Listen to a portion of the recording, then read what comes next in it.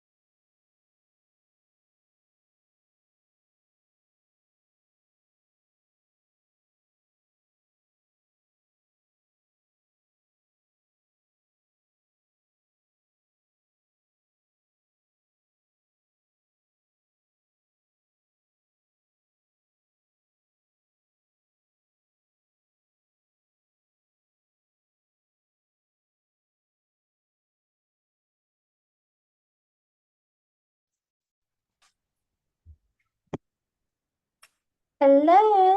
Hello, how are you? Good. How are you? Got a sick kid at home, Oh and no. now I'm like fighting the snuffle. So I'm like, oh come on, Uh, no, gonna get you. no, no, no. You need all of the vitamin C. Oh my God, all of it. Give me all of it. Hi guys. My kids pre-Christmas brought the flu home and I was downing vitamin C. I'm leaving for 5 days in Miami on Monday for a Keller Williams retreat, Yep, all the and vitamin C. yeah, Oh, it's great. Everything's great. It's great. I'm happy to is be here. that Glover's that you're going to? No, I am. This is pretty cool for all of you. I am. Do you know Her Best Life? Are you familiar with Her Best Life? Um, Wendy Papasan, Oh and yeah, yeah, yeah. I was gonna say, is so that they, the girls group with like, yeah. So they started the yeah. girls group called Her Best Life, and we did it, and it's ridiculously expensive and ridiculous.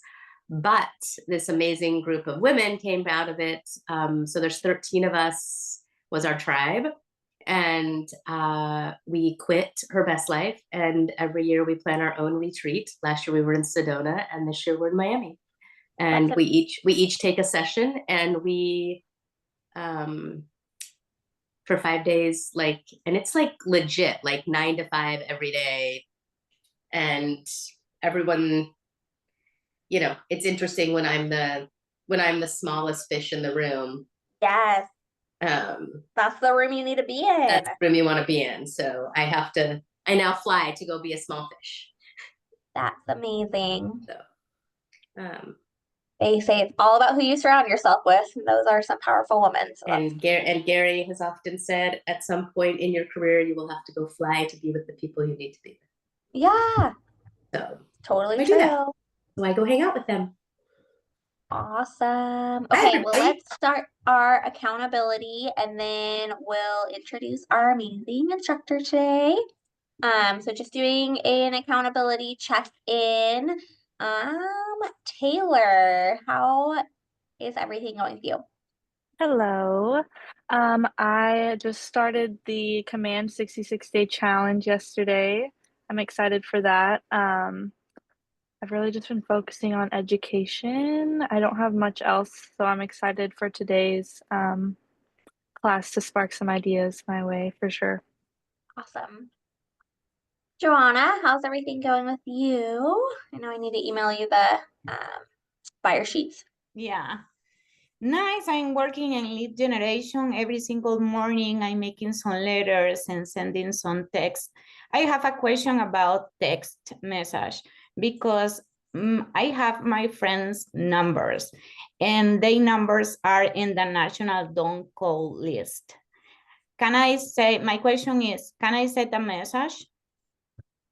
Yes, so you only need to be concerned with the do not call list if there's someone you don't know. So if you were just like calling through a neighborhood or making contacts to someone that like does not know you, then that would be someone you wouldn't call. But if you have a personal relationship with them, then you can absolutely communicate with them. Perfect. Thank you. Yes. Ryan, how's everything with you? Things are going pretty good. I'm working with 3 buyers and supposed to be showing a place on Sunday and hopefully putting in an offer. Amazing. Good job. I will expect to hear from you. Or Allison. Stacy, how are you doing today?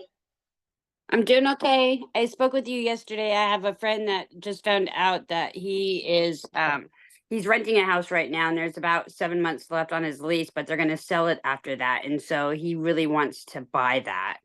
And so I told him that I knew somebody, you know, and he said he's speaking with this one lady right now, and then he's going to speak to my guy, because I told him one of the things that he said in his training too was that he wants the VAs and the ones that everyone else said no to, because he has a small construction company.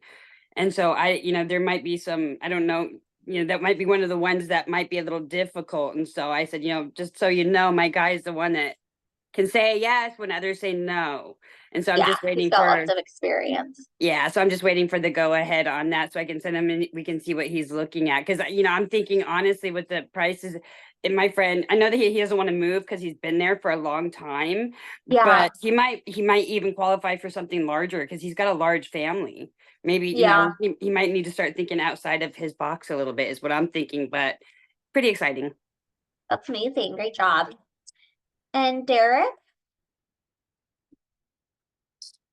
I'm not sure if you can hear me right now. Can you hear me? Yep.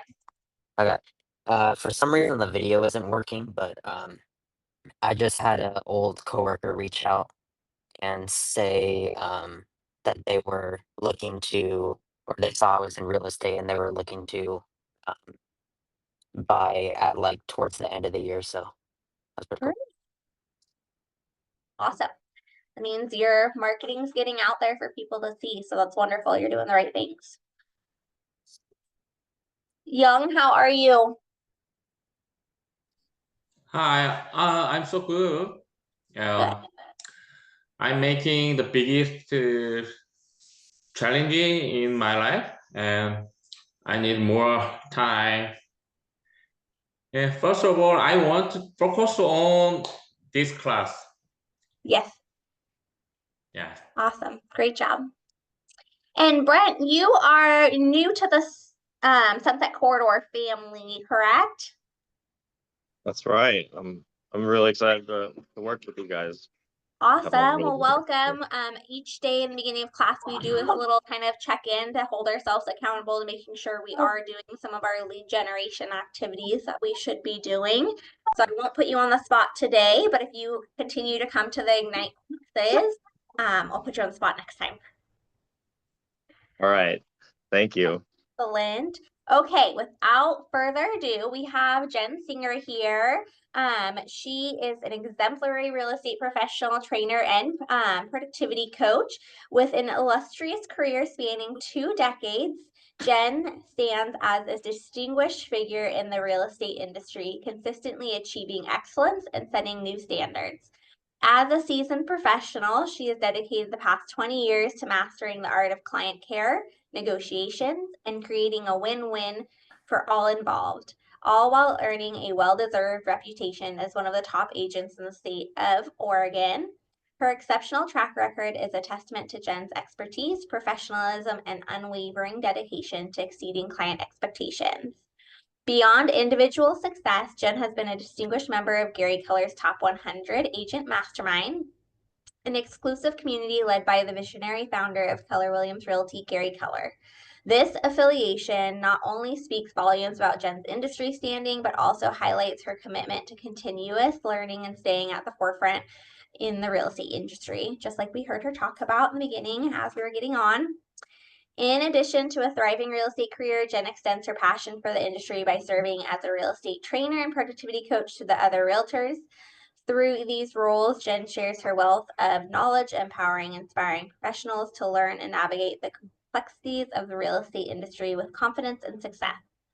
Jen's impact on the real estate world goes beyond mere transaction. It is about elevating the standards of the industry, fostering growth, and inspiring new professionals to fall in love with the real estate world. So you guys are in great hands. Make sure if you can have your cameras on if you're in a place where it's okay to do so, or if your camera's working. Ask lots of questions and make the most of it your time with her today. Hi. Could you try again? Siri thinks I'm talking to him. Oh. I like that you're Siri's a guy. Me too. Oh. Less snarky than girl. That might creep me out if that went off by itself like mine does in the middle of the night, if I thought there was some man in my house, but otherwise I had to know. Hi, I'm Jen Singer. I have not met, I don't think, any of you. So it's nice to see everybody. Nice to meet everybody. I too am in Sunset Corridor, except I never really leave this room that I'm in. So I am in Sunset Corridor. You don't see me in Sunset Corridor nearly enough. Leslie and Katie are trying to change that. So we'll see.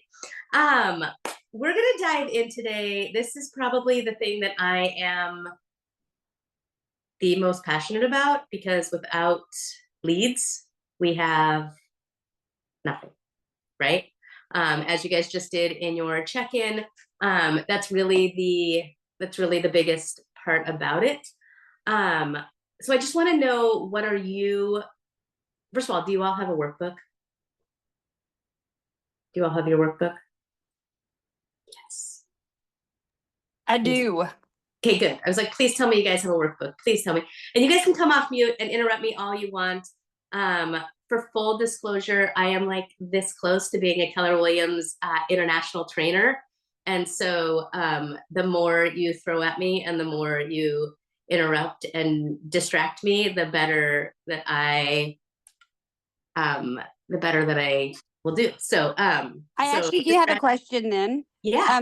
If someone were to want to pick your brain more than just this class and get more one-on-one time with you, being at the Sunset Corridor as well, how would one go about doing that? You would shoot me an email, and then we would schedule something, and it usually costs you a cup of coffee. It usually what? Costs you a cup of coffee. Oh, I can do that. Fabulous. Can you put your email in the comment section so I can make sure I get that? I'm like, if I have to drive from Lake Oswego. Oh, you know what? I'm going to be staying in Lake Oswego the next couple of weeks. My brother-in-law is going through open heart surgery. I'm at the hospital right now, which is why my camera's not on. But because of that, maybe that would be a great opportunity for us to meet in Lake Oswego, because I'm going to be out there anyway. There you go. Even better. So, fabulous. I might not cost you a whole cup of coffee. Well, I'd buy you one anyway with whipped cream. All right, let's get started. If no one else has a question, what do you? The only thing I never know when when I used to do all the training, I would do the whole Ignite course, so I would know everybody who was on the calls and how long they've been in business. Have any of you closed a transaction? Okay, great. That gives me a really good place to start. Great, fantastic. Let's start there. Okay, so we are going to talk about lead generation, and by the end of the day today, I want you to know a few things. Number one, how to generate business from people you know and who know you. Identify your sphere and calculate your potential income, and then categorize your sphere. So there's 3 real things that we are working on. I go really, really quickly.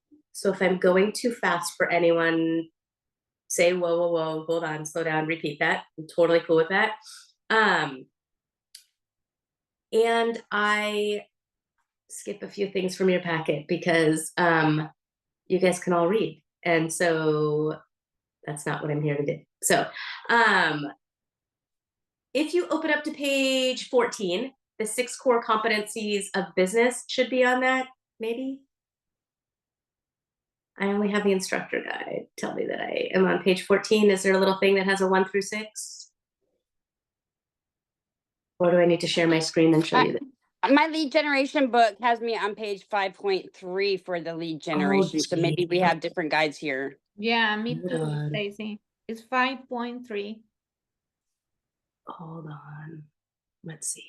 Probably just share the screen. We're probably looking at the same thing. You just have a different manual with some instruction notes in it, so you have additional pages added. Because I am on a... Okay. Here's what we're going to do. Stop share. We're going to do this. I'm going to start, and then I'm going to come over to my laptop.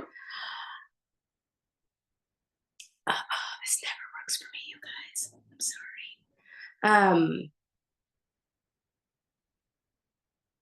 Hold on. We're going to do this. I use 2 different computers. So you guys are on a screen, and then my computer is where everything is located. So hold on 2 seconds and let me get out what we need to, and then I will keep going.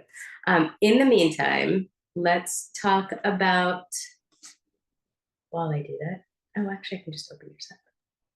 I do have a question in the meantime. Page 5.3.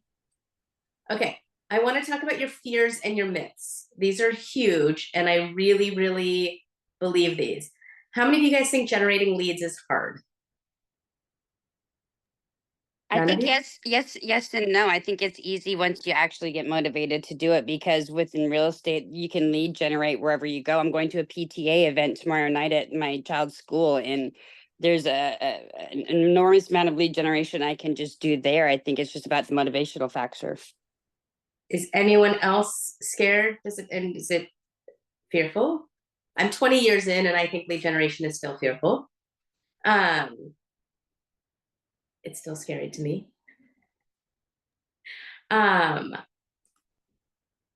It is okay, you guys. It's not letting me in, so we're just gonna keep rolling with it. So I'm gonna use your packet that I will open up here in Keller Williams University.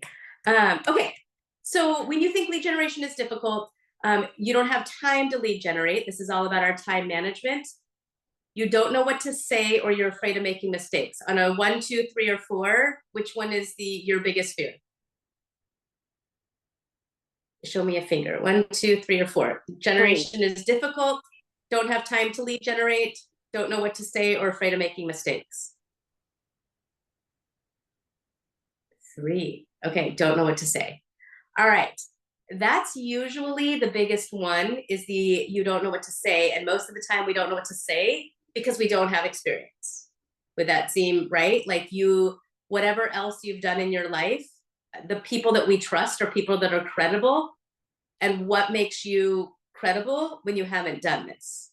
Would that be hitting that on the head? Yeah, right? Yeah.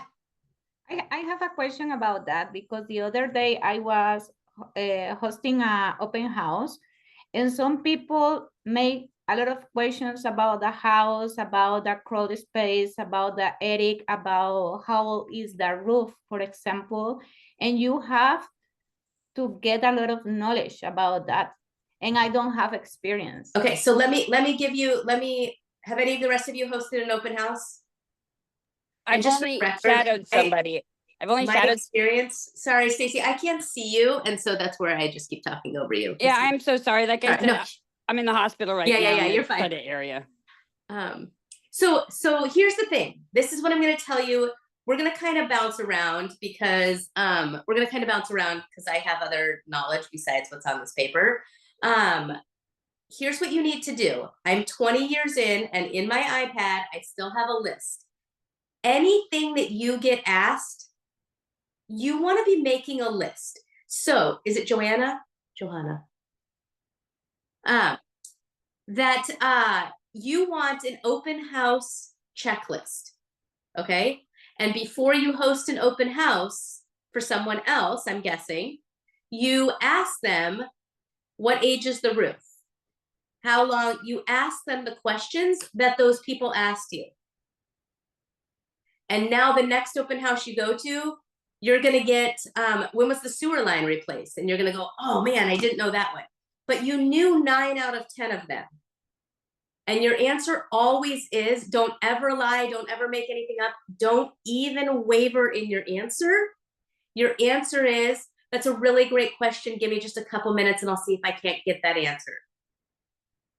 I was Period. also told it gives us a really good reason to follow up with them the next time. So it's even better if we don't know an answer, because it gives a reason for us to follow up with the answer to the question. I am mixed on that, because it can often sometimes play off that you don't know. It depends. If you don't know one thing, then sure, give them a call. Then that's a great follow-up.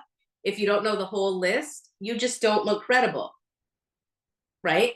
And the first person that comes in that shoots you all those questions at the beginning of an open house, now all of a sudden we are nervous or anxious the whole open house because we didn't have the answers, right? So you want to make yourself an open house cheat sheet. And every time you host an open house, so you send me a message, say, I want to host your open house on Saturday. And then you say, hey, can you tell me these 5 things? And now you've gone in and now you are much more credible, which helps our confidence level, which makes us better.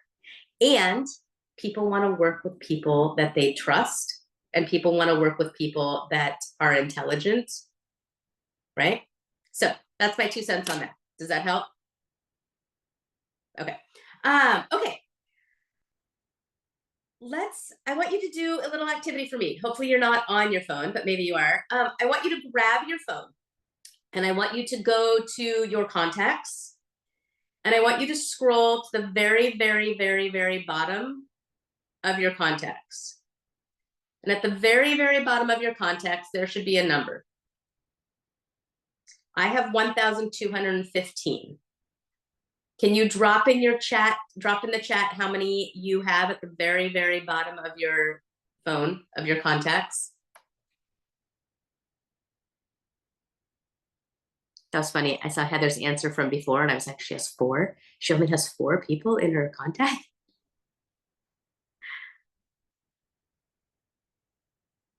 Okay, awesome. So if you go to page 5.4 in your workbook, number of contacts in your phone. We're gonna print this so I can keep. Number of contacts in your phone. You're gonna write that down right there. And then you're gonna pull out your handy dandy little calculator. Good news, it's already in your hand. For all the times my parents always said, it's not like you're gonna walk around with a calculator in your hands. Yes, we do. You're gonna times that by 0.081.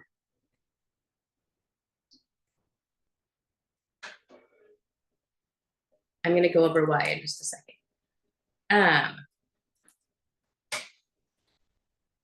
And you should have another number in that now. Write that on line C.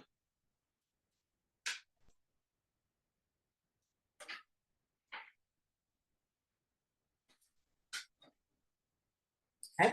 Was that by 0.081 you said? By 0.081. Yes. Okay.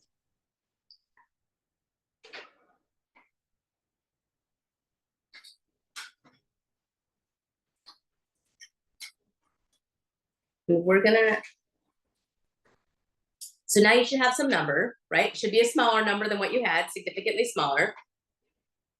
And now you're gonna take that, your A, and times it by 0.1, 0.10. Whatever number you had in A, and times it by 0.10. And put that on line C.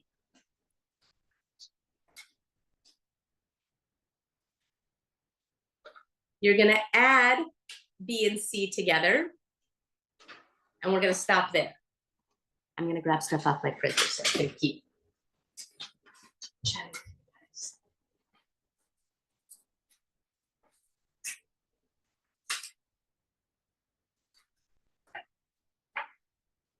Come on, printer.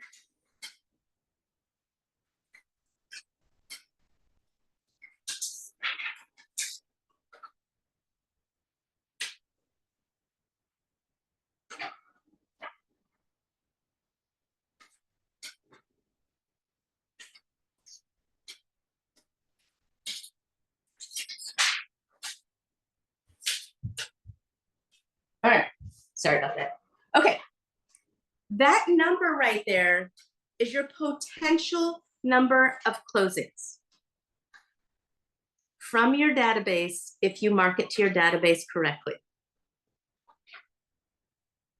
Does that number, have you guys already done some business planning of how many transactions do you need this year to hit your goals?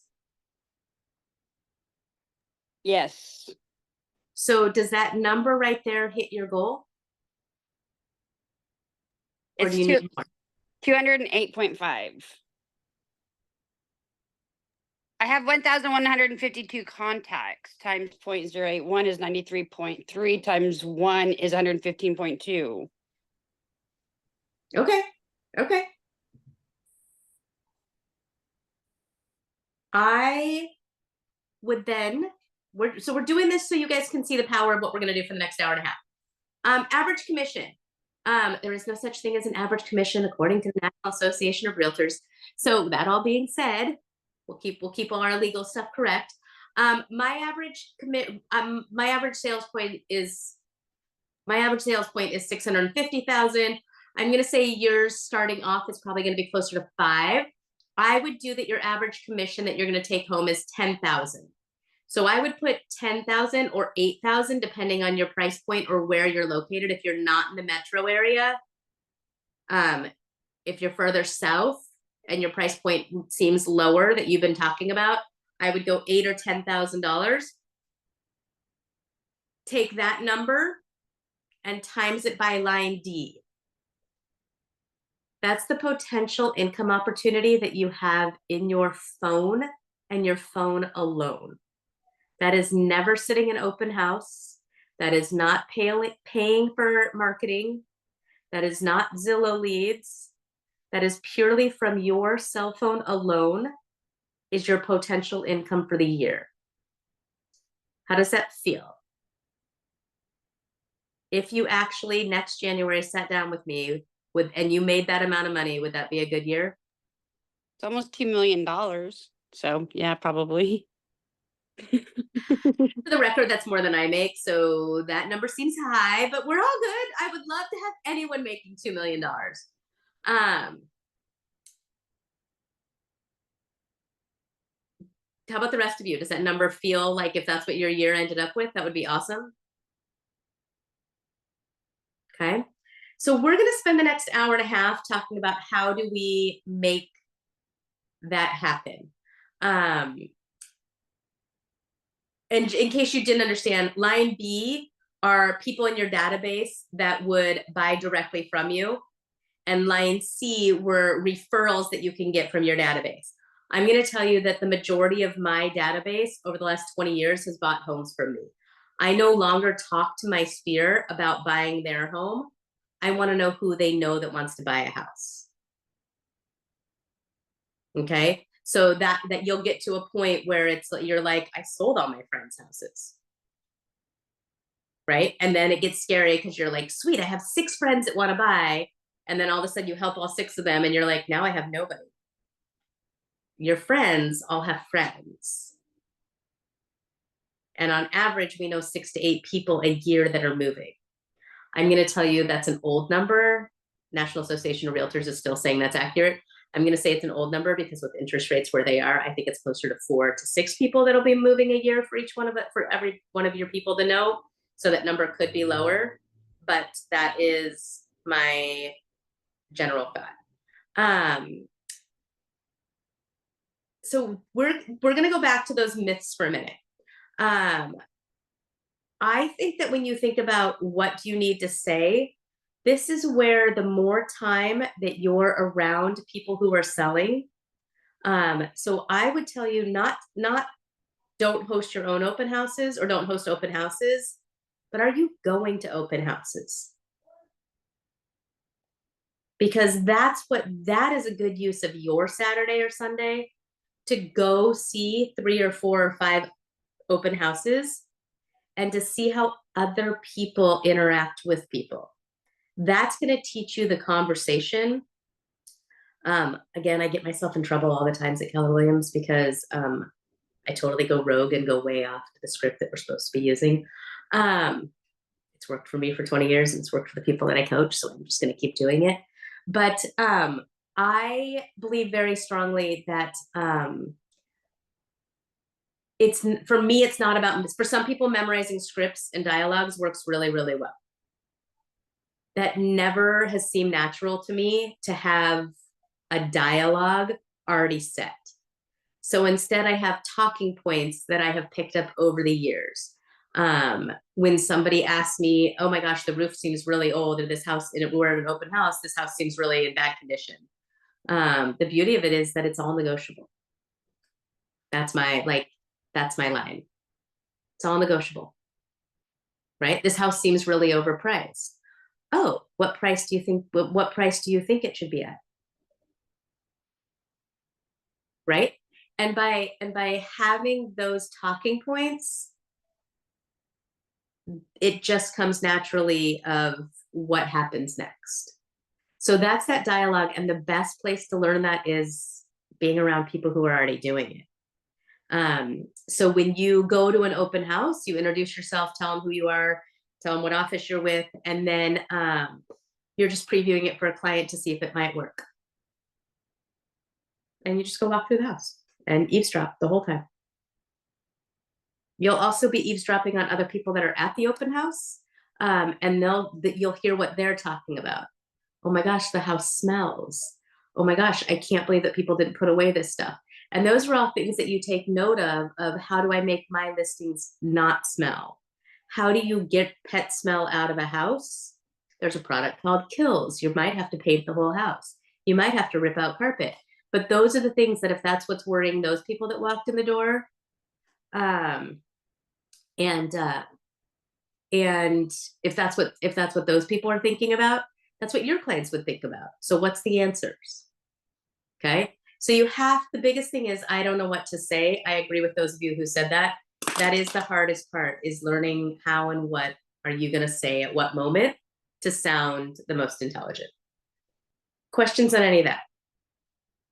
Okay.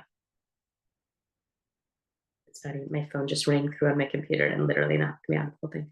I am way better. I like presenting in person. I do not. I am so over Zoom. Okay, so you guys already have a sphere of influence, also known as an SOI. I'm going to tell you that I had something 20 years in just this year that killed me and set off such a light bulb that I hadn't even realized it. Everyone talks about your sphere of influence being your database. Or is everyone in your phone in your database? Okay, so my database has 6,000 people in it. My database is actually just a mailing list. Okay, I'm going to explain the difference here in a second. My database is a mailing list. There's about 300 of those people that are my sphere. Understand the difference? If you looked at your phone, do you know, would every person in there recognize you if you passed them on the street?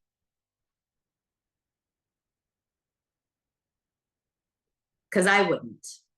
Like, I wouldn't know that person. I have a bunch of I have a 10-year-old, well, I guess she turned 11 last week. I have an 11-year-old, and I have all of her friends' parents, right? Because I mean, you have to make plans. And I wouldn't know them all. So are those really my sphere? Do I really influence them? Would they answer the phone every time I call? Do they look forward to talking to me? Do I look forward to talking to them? And I'm going to tell you that if you nail down your sphere to people who you want to speak with, lead generating with your sphere is the easiest thing in the whole world. Lead generating becomes difficult with our sphere when we don't want to talk to those people. Right? There's someone in your phone that you're like, oh, if I had to call that uncle, right? That distant relative that you have in there because you need it in there. Different political beliefs, different whatever, right? I don't want to talk to them. The truth is they probably don't want to talk to you either. I mean, they will, or they would if they needed to, or it was about whatever it needed to be. But if you're fighting people to be your client and trying to drag them into being your client, your time is better served on people who know you, like you, and trust you. Does that make sense? It does. I had a question actually. So I have a lot of those. I owned a business, and so I have a lot of past clients as well as my kids' friends and whatnot. And so when you're going through your phone, your database that I imported into my database, obviously, and there's somebody that you're like, who was this? Because you don't remember. How do you call them? What do you say at that? Because so there's a difference for me. We're gonna talk about that here in just one second. How do you classify your database? Because they're not all the same. They're not all the same. It is people who know you, like you, trust you, and are most likely to do business with you or refer business to you. That's your actual SOI. Okay? So you saw the numbers on your phone. I'm going to tell you that if you took out the people you don't want to talk to, you're probably at half. Right? I mean, I have doctors, I have all the things in there, right? They don't know who I am. You have to remember that most people know 3 to 4 realtors. That's the biggest thing that you guys are going to run into, is that people know someone else. So why work with you? Okay. That contact list that we just talked about, that's your database. Where's another place that you might have a database?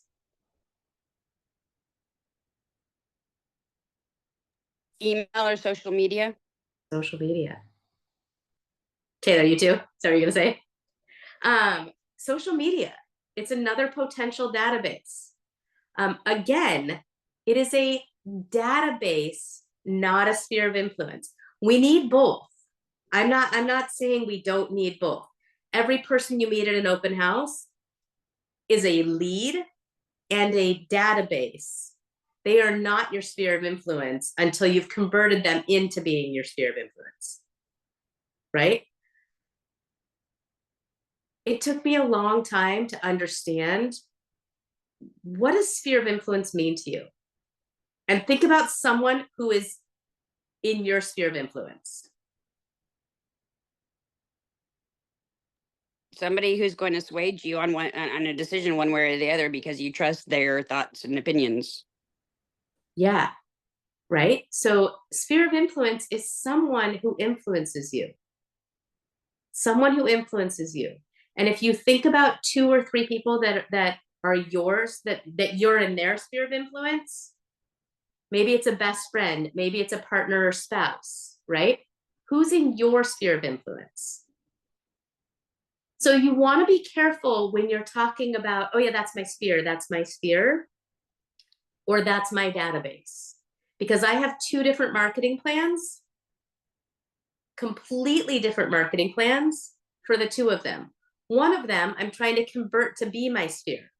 One of them, I could say the only place for us to get water is in the lake that I live down by, and we all have to come over here and get water, and they're going to bring their water pitchers and come get it. Right?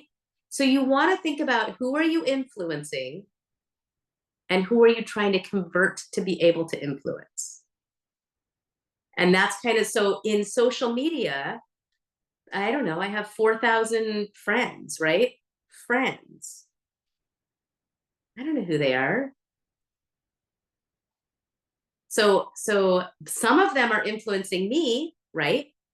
I've bought stuff that they've promoted. I've done whatever craft they suggested. I made sourdough bread during a pandemic, right? So some of them are influencing me. But the question is, what are you doing to influence them? Which is why your social media, if social media is one of your lead generation methods, then it needs to show that you can influence people. That's why they're, that's Amazon affiliates and influencers and all these things. And all we're trying to do is have them, my favorite line that I've ever heard in real estate, I heard it 20 years ago, Brian Buffini, he's a real estate coach out of San Diego. And his thing is, when people think about real estate, do they think about me?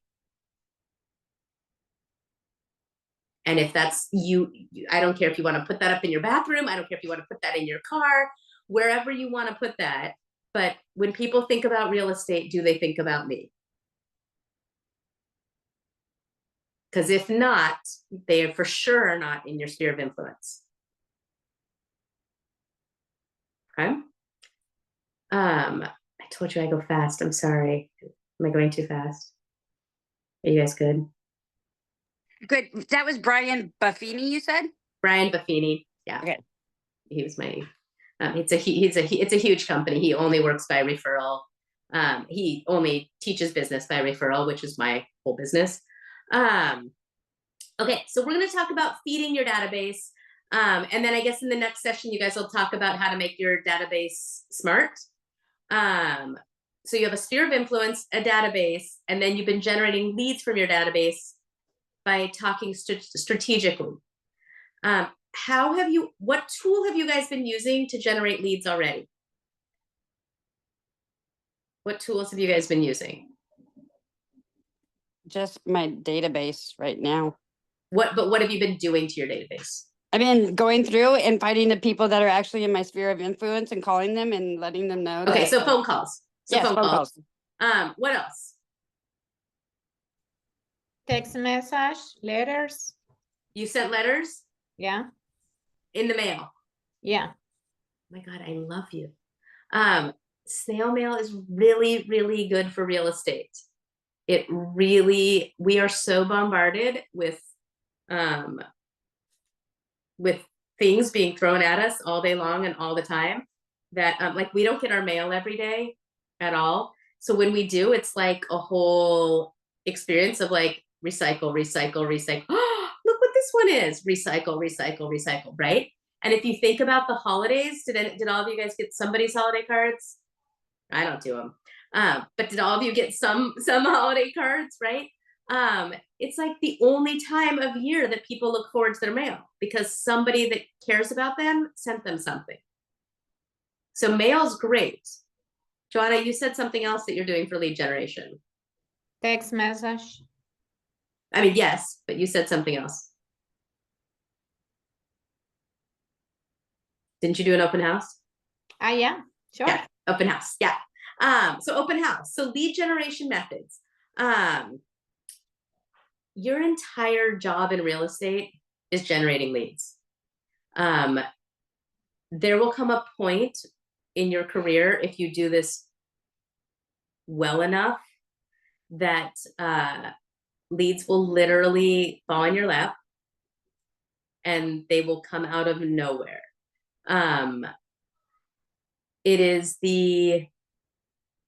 It's what we're all working for, is that your lead generation becomes a machine that just keeps feeding itself. Okay, that only comes from good marketing, that only comes from good social media, whatever it is that you're doing to keep that thing turning and filling itself, right? So one of my, I don't know who was on the call at the very beginning, I'm flying down to Miami, meeting with 12 other agents, 12 other women all of next week.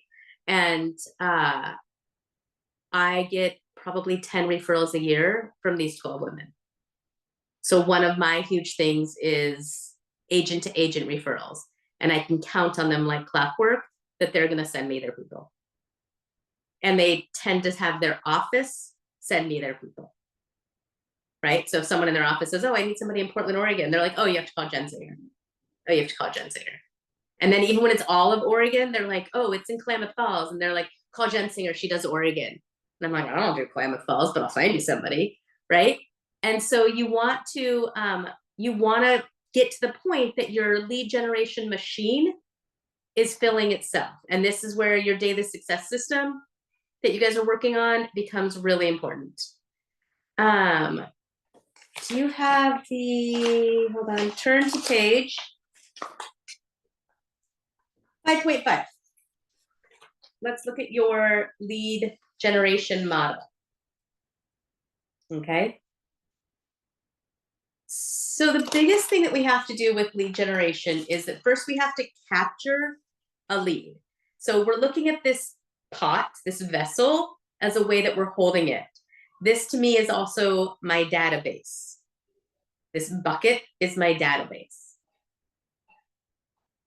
So you're going to capture it through either prospecting or through marketing, right?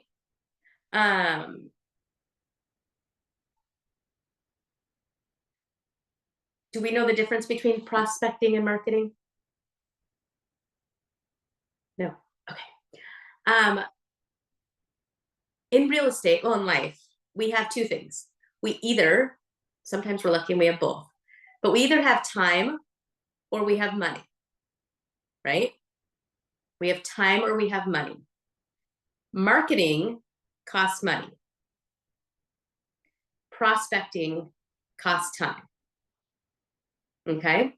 So when you're talking about marketing, we're talking about things that are passive. This is going to be that you're farming a neighborhood and that you're sending out monthly postcards. It takes time.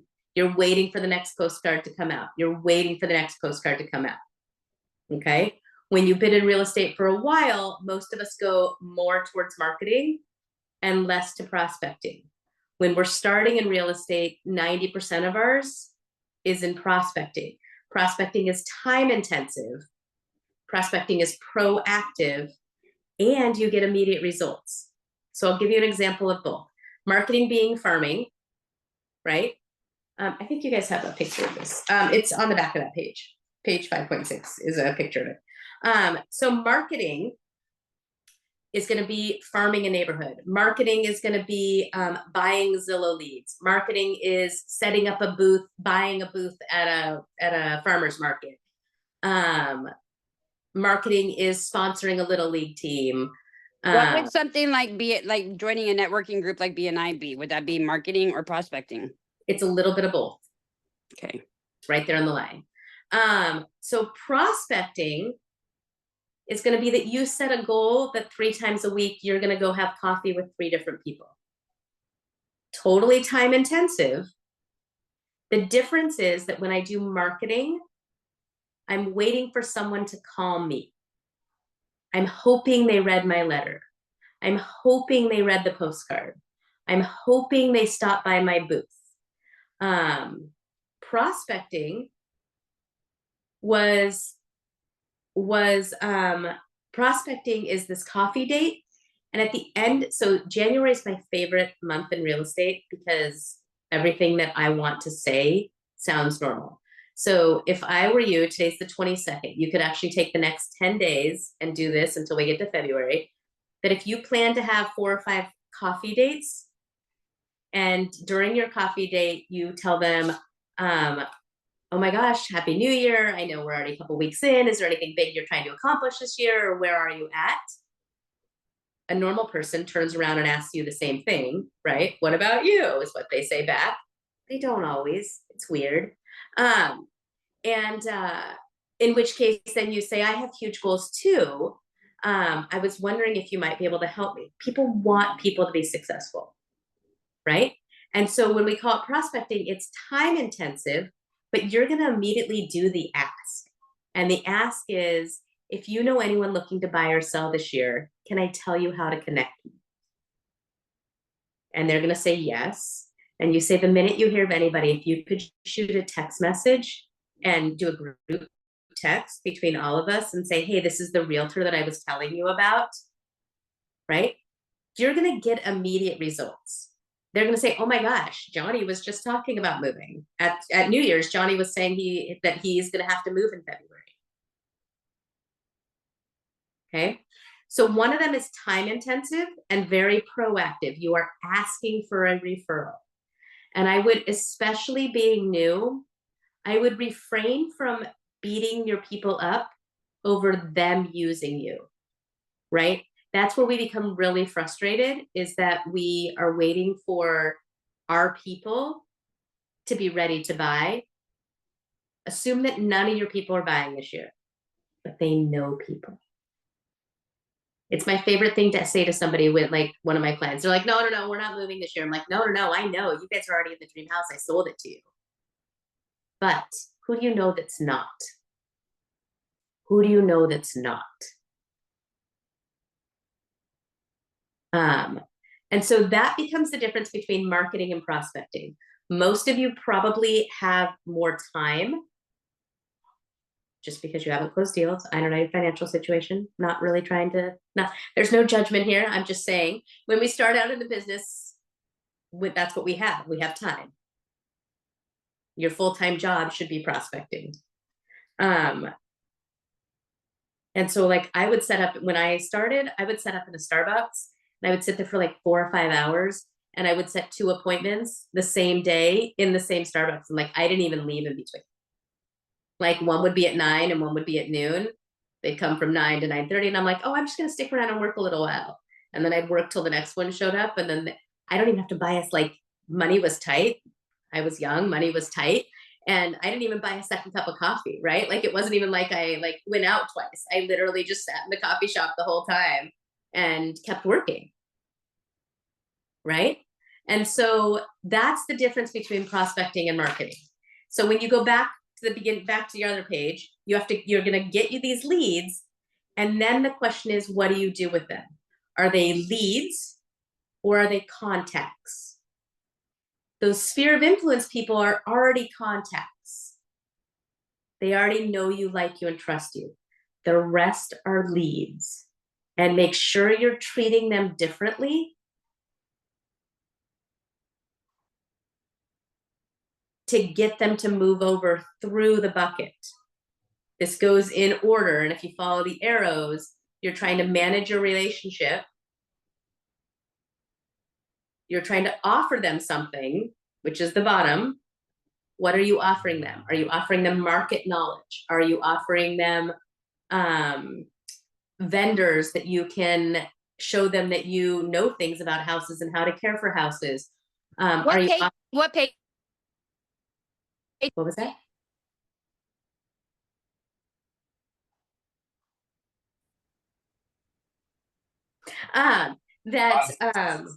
That what are you offering them is step 3.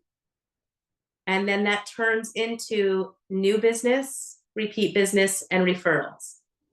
And then that referral goes back to the top of your bucket. I don't know where you guys are working right now or what you have set around your office. I could turn my camera around and show you the number of things that are in my office, like a little diagram like this, or like the triangle like that,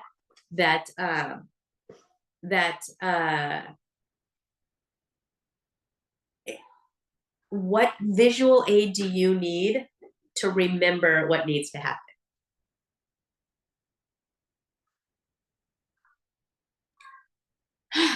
Right?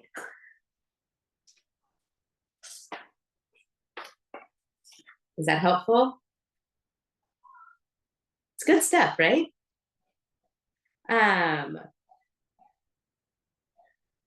In this program in Ignite, we focus a lot more on the prospecting.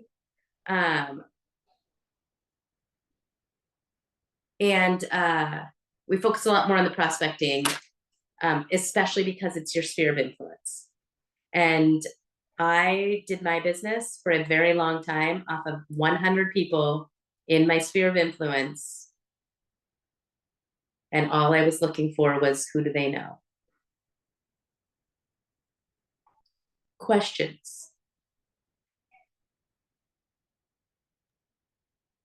Sorry, I forgot my laptop today and I'm on my phone, so every time I've been trying to say something, I could not find the The unmute button. But I'm here finally. I have a question, not exactly sure the right way to phrase it. We have all these contacts in our phone, but I don't have emails. What is the way that we get email addresses? I mean, does that make sense? Yeah. So the first thing that I encourage people to do, and every person that you talk to is going to have a different answer, but I'll tell you mine. I believe that you create something of value. Okay. It might be a month, it might be a newsletter, and maybe just while you're starting, it's going to be a quarterly newsletter. I do a monthly newsletter. You need to create something. Okay. And then you're going to tell them, you're going to text them and say, hey, I've created this really cool guide to building wealth through real estate. I've created this really cool best books to read to get wealthy through real estate. I've created whatever it is you want to create. Can I get your email? But when we just go in, like, this is where I am a really big believer in what's in it for me as your customer, not what's in it. What's in it for them, I guess, is a better way to put that. What's in it for them? Why should I give you that? You've never needed my email before. What's in it for them?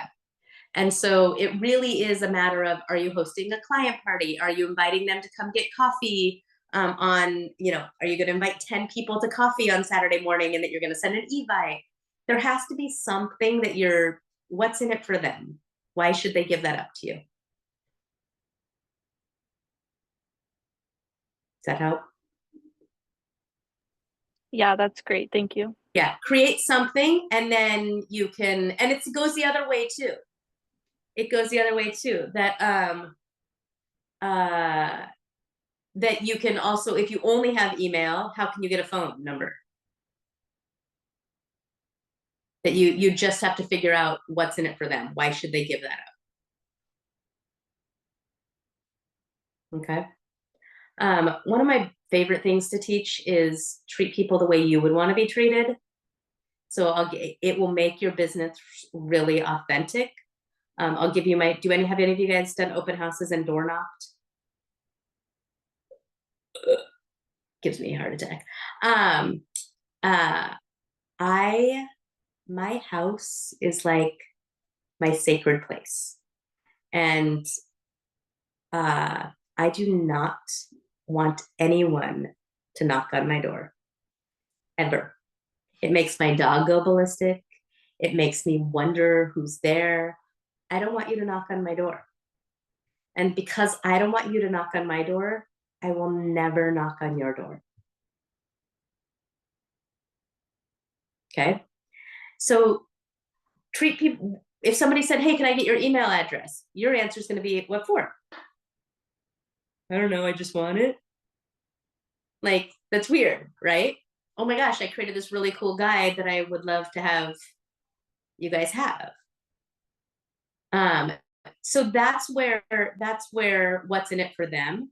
I'm not lying. My best friend lives down the street, and I will text before I will even go knock on her door because I refuse to just knock on people's doors, even though we walk all the time and I can just knock on her door and be like, hey, do you want to go for a walk? And she'll always say yes. But no, I will never just knock on your door. It's weird. Okay, so I won't do it. Other people totally do it. And you can tell people who like having visitors, and I love people. I just don't like people showing up at my house.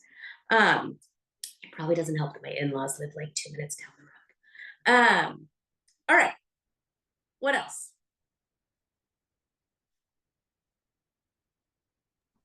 I do have a question. In our database, when we Ask your import question. our, I'm blowing my nose. I'm so sorry. My daughter gave me this horrible cold. Keep going. Ask your question. that's okay. There might be dogs barking out here too, because we had 6 puppies. So if you hear that, sorry. But I'm back at the house now. But when we import our contacts into the database, they import as a contact, but then you have the chance to turn them into a lead. So at which point, would somebody that was just like a random person in your cell phone, that you imported, would you turn into a lead? Would you change to a lead, and do you just leave them at contact status? People in well, I'm weird. So let me think of the right answer and not my weird. My system was created 20 years ago. So. Do you not use the same CRM that code? You don't use command. Okay, so maybe this is a better question for Marla. No. I mean, all the CRMs have the same thing. I just use Brivity. Oh, I love Brivity actually.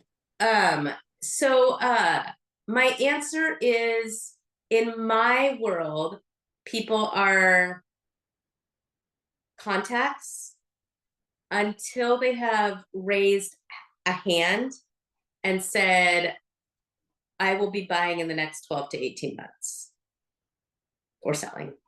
But you're just a contact. But I have a really good contact plan. So I am in front of my people probably 48 times a year. So, but again, that's the question of, is that your sphere or is that your database? So I guess your sphere of influence would be the ones that were converted to leads, and all the others stay as a contact until? That's not the way I do it. Okay. That's probably the way that they're, hold on. So contacts, leads, sorry, was doing it backwards. Leads is everybody. Everybody's a lead. According to this chart that we just went over, following the arrows, everyone's a lead. When they become contacts, you've strengthened the existing relationship. So that's where I was talking about. So in my world, I would actually probably cross this out, and instead of writing leads, well, you could leave it as leads, but contacts would then be like SOI. Okay, Right. I just had it backwards, sorry. Yeah, those contacts would be people that know you, like you, trust you, and are ready to use you. Makes sense. Okay, there we go. I was like, wait, did I just do that backwards? So yeah, so I just want you to think about how you categorize people. Contacts are also people who have given you permission to contact them. So I don't know who it was at the beginning that asked, Joanna, was that you that asked at the beginning about, can you text people? Yes. Yeah. So those people that have given you permission, those are your contacts. The others are just so, and again, I don't use the terms leads and contacts. Mine are mailing list and sphere. Mailing list is just a list of people. I might send them texts, I might anything, but they could walk by my house right now and I wouldn't know who they are necessarily. Right? So you have to figure out what your terminology is, and it doesn't have to be the same as everyone else's. But when somebody explained to me that my 4,500 people are not that's not my sphere, and that when you break down what a database is, it made me get real intentional about who I was talking to. I want to talk to people who know me, like me, and trust me. That's where I want to spend my time. And I tend to spend my money on the people that I'm trying to get there. Does that make sense? That makes perfect sense. Thank you. So my prospecting is spent with people that know me, like me, and trust me. My marketing is spent on everyone else. Now, don't get me wrong, my prospecting has become much more expensive. My prospecting these days becomes dinner out, not a $6 cup of coffee. It becomes me taking someone out to dinner. My prospecting becomes hosting a client party. My prospecting becomes my pie giveaway party where I give away 100 pies at Thanksgiving, right? And so prospecting can also cost money, but it also has immediate results. When I leave my pie party in November, the Tuesday before Thanksgiving, I probably have January, February, and March already mapped out for all my closings. Okay.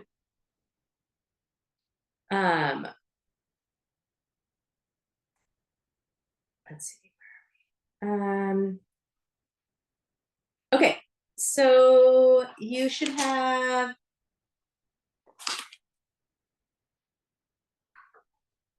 Let's go to page 5.8. Types of lead generation touches. Each time you talk to somebody each time you communicate with somebody in your database, and so database is the whole thing, everybody and anybody. Do you guys want me to give you my definitions really quickly one more time? Database is every person that I got. Sphere of influence are the people who would recognize me on the street, and people who know me, like me, and trust me.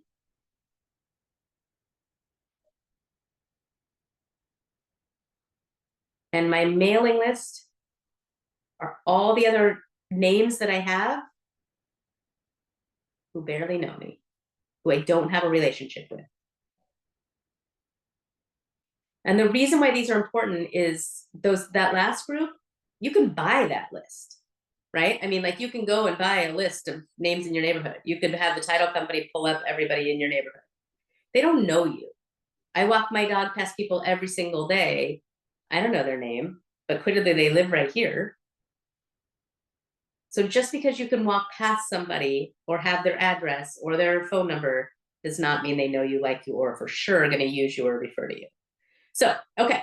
So when I say database, I'm talking about everybody. So every time you reach out to a person in your database, that's a touch. Okay. You want a purposeful plan of touches. When I said that I touch my people about 48 times a year, that's kind of on a minimum. That's how many times people in my database hear from me. Okay, so how are you systematically going to reach your people?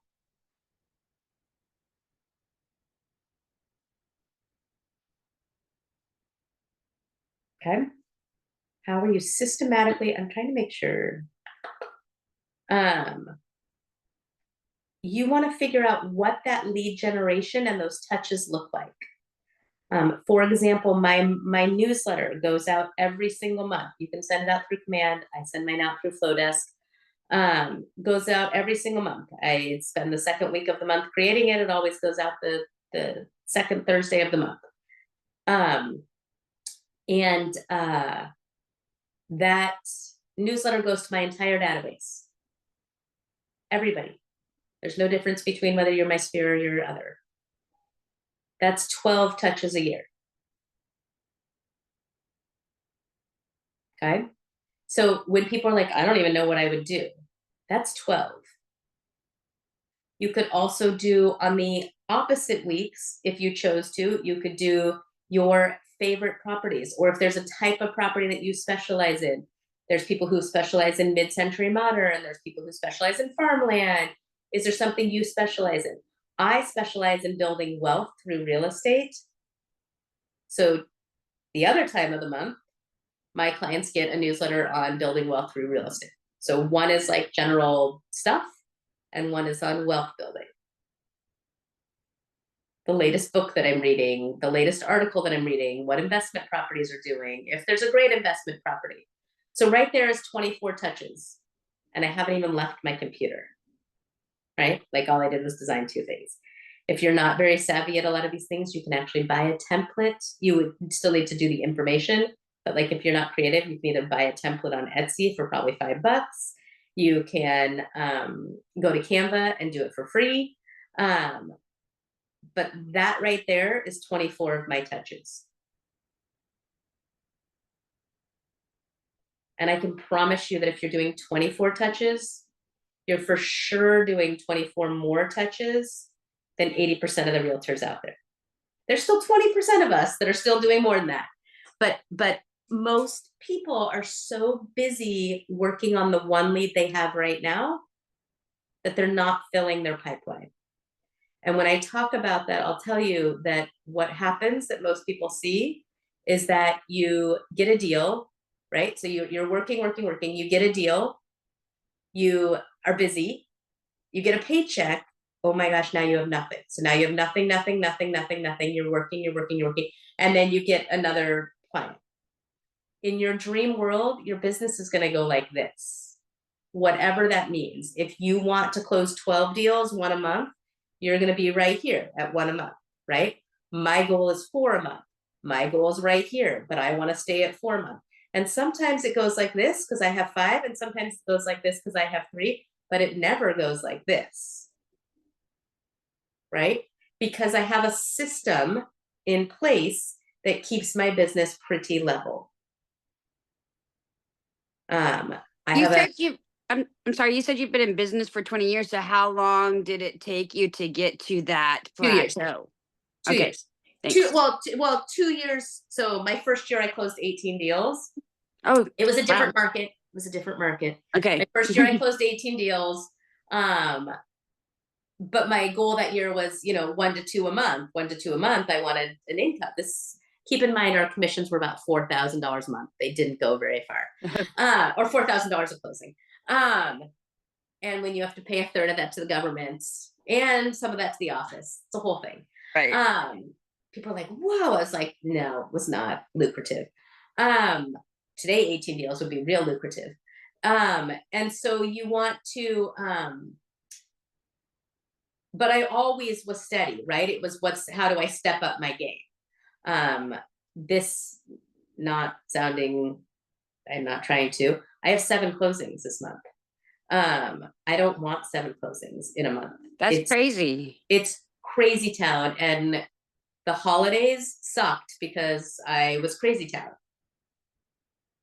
Right? And I know that I'm super happy and my family's super happy and my business and my income and the whole thing is really balanced when I have like 4 a month.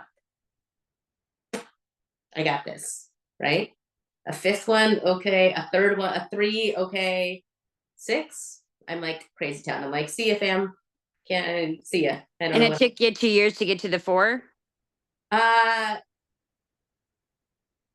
I didn't always want 4. I was real good at 2 to 3. Oh, gotcha. 24 deals a year at $10,000 a pop. That's pretty good. I mean, so that's where I'm like, you have to figure out what. I'm almost 52. I don't want to be doing this forever. I've already done 20 years. So I'm going real hard here for a couple years. But I mean, this second sheet of paper over here, that's my pipeline.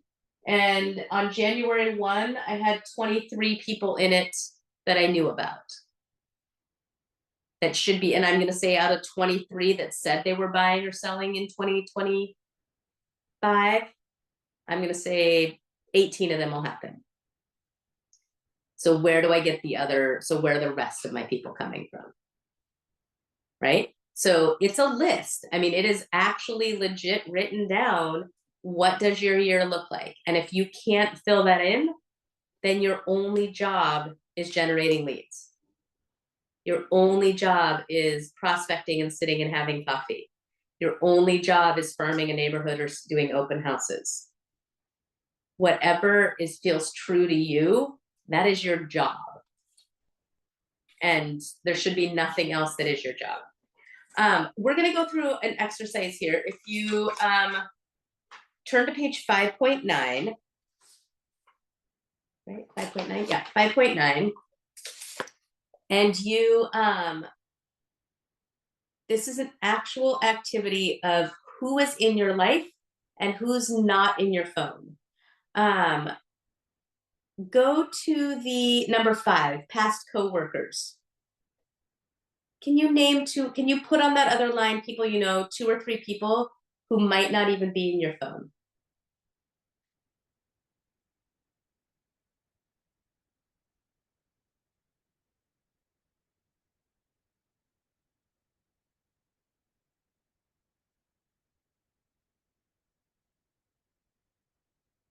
Go to line number 7. Do any of you keep in touch or know of any teachers or your kids' teachers who are not in your phone?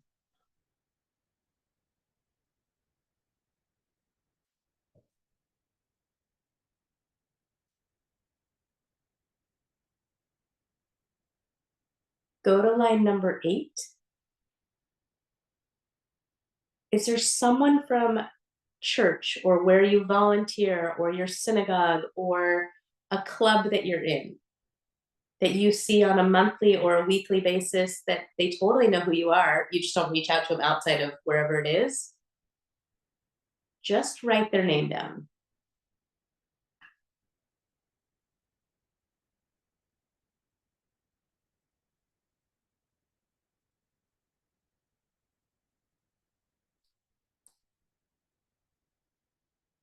Professional services. This is a house cleaner, the cleaners, the car wash people, the home organizer that you've used, and for some reason this exercise is way easier when someone reads these out to you versus when you stare at it yourself. I swear to God. It's like when I look at this piece of paper, I'm like, nope, I've got everybody. But when someone walks me through it, I always find more people.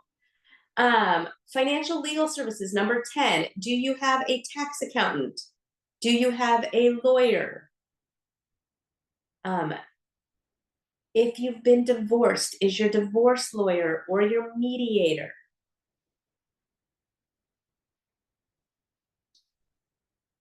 Line 11 is your hair person. Who does your hair? Who does your nails?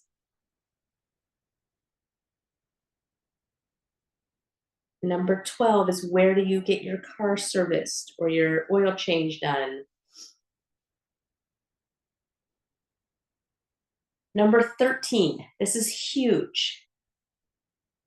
Where do you have, and maybe in this case, if you don't know this at this moment, you just write down what I'm about to tell you.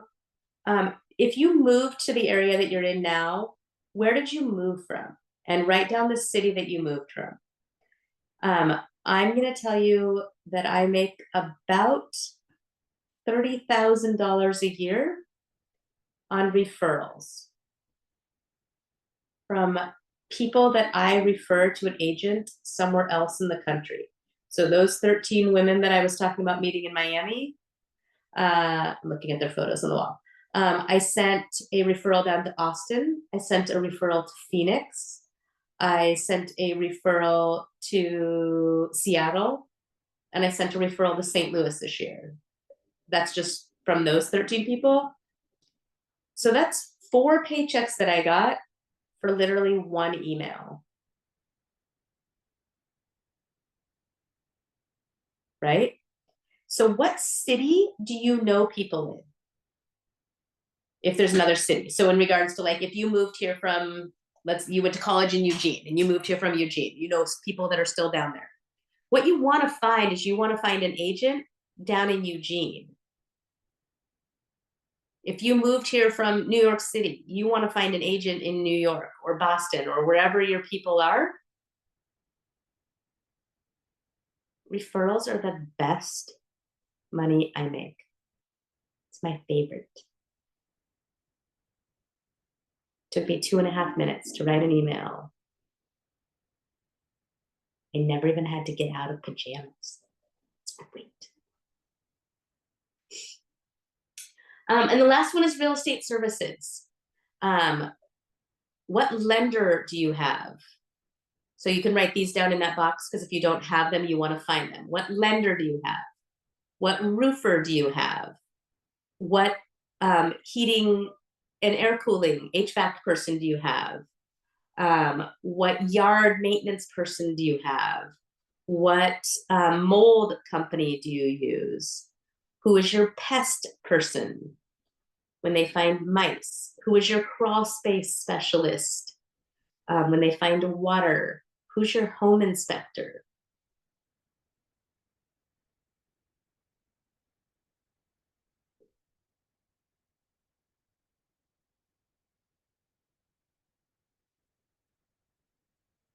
And then if you go back up to lines 1 and 2, we're not going to do it right now, but if you wrote down your immediate family, the ones you like, and your friends, and then your, relatives would be the ones that you like.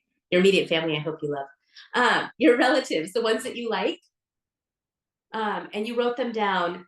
This sheet of paper right here is pretty much your sphere of influence. And this should be the sheet of people that you spend time prospecting with. They already know you, like you, and trust you. And now you need to explain to them why they should work with you or why their friends should work with you.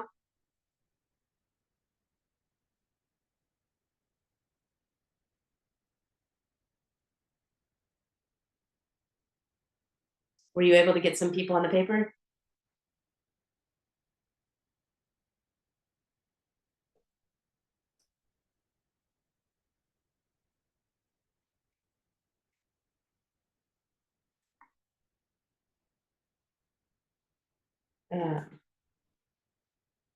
Don't underestimate the people that are in those categories. Your sphere of influence is bigger than you thought it was. I can only speak for the girls, not for the boys. My hairstylist knew that I was engaged. My hairstylist knew that I was pregnant. My hairstylist knew that I was breaking up with a boyfriend. I've been going to it forever. Breaking up with a boyfriend before most of the rest of the world, right?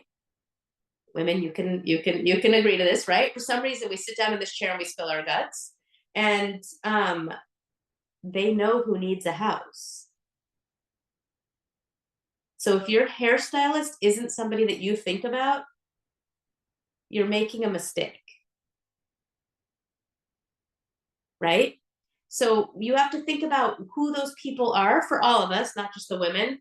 and I only say the women because my husband sits down in the chair and does nothing for the 12 minutes that it takes to cut his hair. I'm like, you don't know what their name is? You didn't talk to him? She's like, no. So where are your people? There's so many adult sports. Do you play pickleball? What do you do? If you don't feel like your sphere of influence is big enough, then the question is, what are you going to do in 2025 to network? Is that joining a book club? Is that joining a pickleball? I'm not the biggest fan of, I'm not the biggest fan of like a BNI group. I think that it is very, I think they are expensive, number one. And I think they're very singularly minded, which isn't always bad. But I never looked forward to going to a meeting.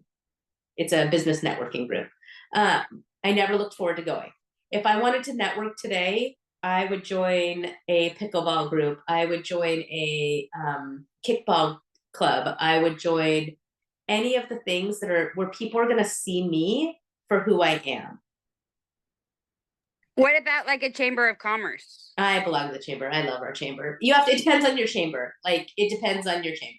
But Gotcha. if you, but if you're going to join, then be active. I go every Friday morning to the networking events. But I live in the I live here and I attend things that are in my area. Don't just sign up for things. It's a waste of your money if it's not where you're going to dedicate yourself. I would remind everybody on this call that we throw a really big net in real estate, but the truth of the matter is I need 40 to 50 people that want to buy or sell a house every year. That's it. And I know I say that's it, but that's it. I don't need 400, right? For most of you, I'm guessing you want 20, 15. For a lot of you, 10 or 15 would give you more financial freedom than you've had in years. So you don't have to have a huge wide net. You can focus on the things and the places that are going to net you who you are and that you get to work with people that are like you. This job becomes really challenging when you're working with people who are not like you. Working with an elderly population used to be really hard for me. I'm like, oh my God, they can't hear me. They go so slow, da, da, da, all these things, right? Now my dad's elderly and I'm helping all of his friends. I'm 6th generation Portland. So this is home. I've known these people forever. And they are my favorite people. They have good stories to tell. I want to slow down and listen. I'm prepared to help them. I understand the needs that they're going through because my dad's going through them too. They need a single story home. I can't sell you a house that they're like, it's just the laundry. It's just the laundry that's in the basement. And I'm like, and literally I'll say to somebody, I'm like, yeah, but you can't be a stinky old person because you can't get down the stairs. Like you have to be able to get to your laundry. You have to buy a single story. And they're like, you know, and they're my favorite. First time buyers used to be my favorite, right? They're not like, and so that's the thing is that when you do the right marketing and the right prospecting, you will end up with the right people. I want to work with people who are like me. That's who I get excited to go help, right? People who have my same interests. Does that help at all? I've gone rogue, you guys. I've totally gone rogue. Let's see what we're supposed to be talking about. Building your sphere day by day. Oh, okay. So this is an exercise that you're supposed to do. We're not going to do it, but I'm going to walk you through it, but we're not going to actually do it. I want you to think about a day, and more importantly, I'm going to give you this so that you do it tomorrow. At the end of the day tomorrow, so tomorrow evening when you are done, lovely Thursday, wrap up your day, I want you to think about who did you talk to and where were the missed opportunities?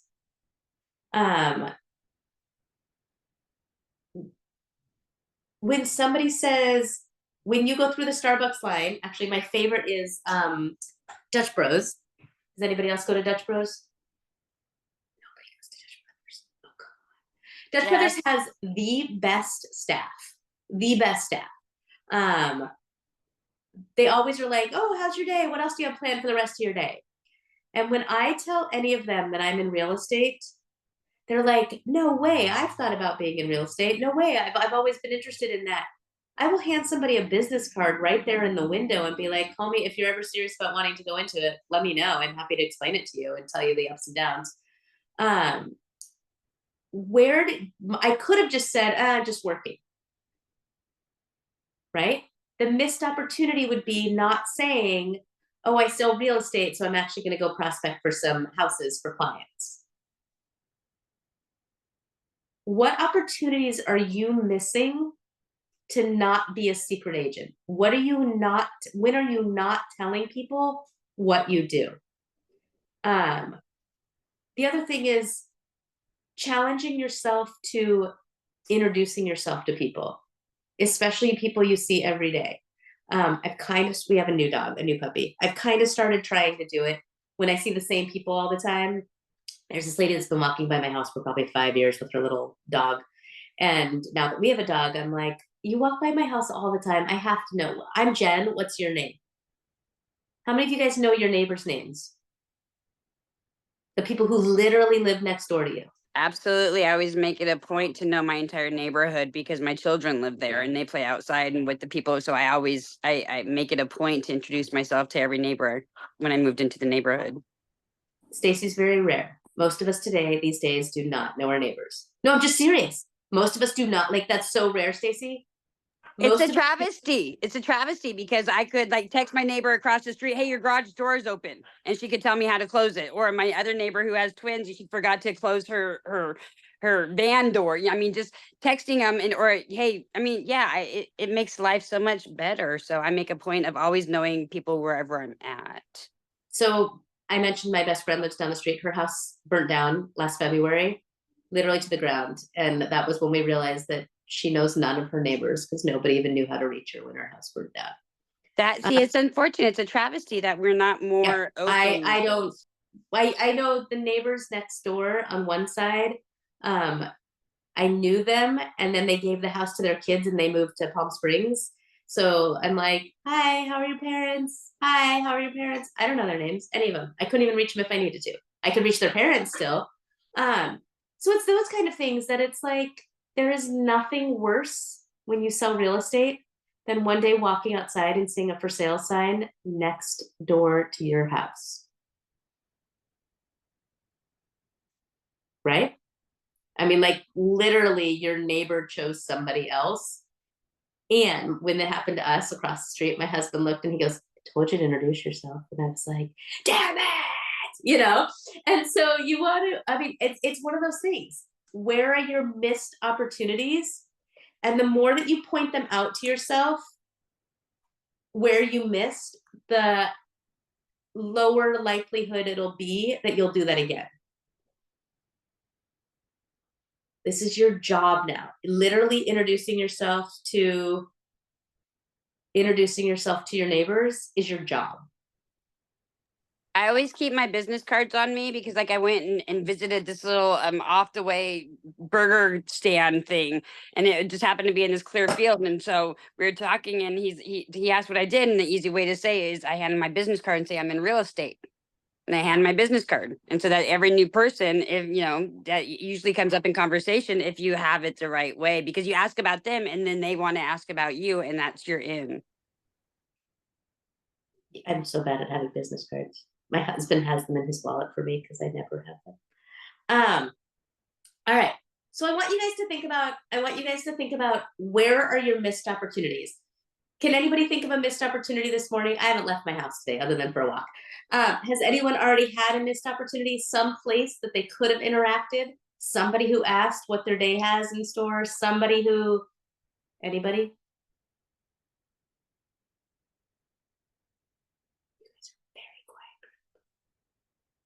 I already handed my business card to 2 people that were in the hospital. All right. See that I actually interacted with. So there's a bold law. Is this in your packet too? There's a bold law that says when you change the way you look at things, the things you look at change.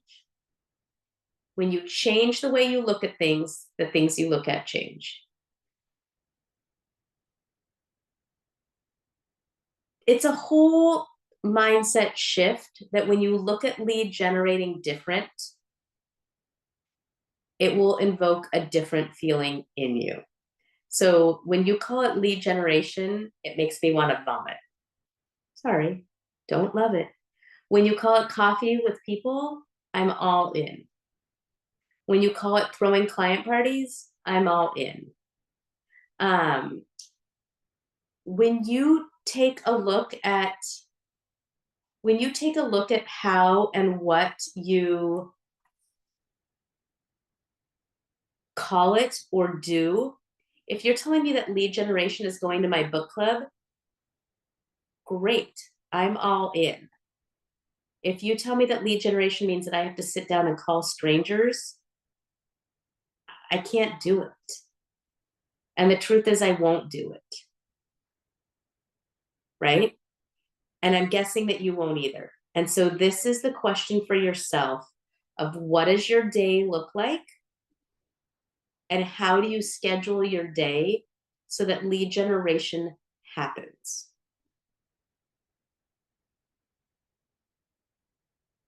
So for me, that's easy. For me, it's coffee dates most days of the week.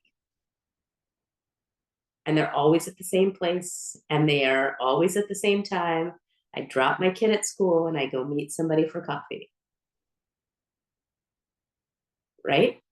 And it's easy. And it's routine, and it is built into my day. And I was going to swing by the coffee shop to get my iced coffee anyway. So now I spend 30 minutes, asked for some business, and moved on. So the question becomes, what do you put into your schedule? On a daily basis, does lead generation, prospecting, or marketing happen?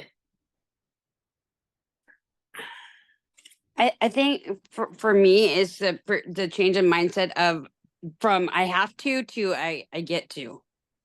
You know, have to insinuates something that you don't want to do, but I get to is just the opposite. So it's the perspective of I get to build my business today. I get to reach out to somebody, you know, I get to instead of I have to.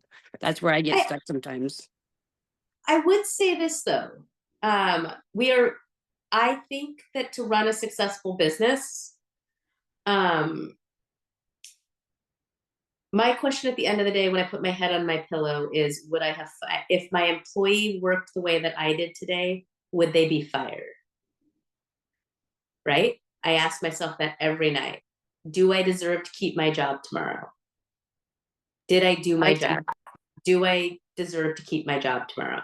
Because if someone showed up the way that I showed up yesterday, oh, heck no, are they staying in my business? Right? Granted, I had a sick kid, so I literally did nothing yesterday. But I'm like, you didn't do anything. My husband, on the other hand, has a job, who has a boss, who has very, very rigid benchmarks and standards that he has to meet on a daily basis and a weekly basis. And there is something to be said about the have to do it. When we get to do it, it's easier to skip it. We don't have a boss giving us our list of things we have to do. And sometimes I need that have to do. So while I like your perspective of we get to do it, we get to choose how we do it. We have to do it. That makes total sense. We have to do lead generation. We get to choose what it looks like. Nobody's going to make me go to door knocking. I get to choose what I do. But I have to do lead generation every single day.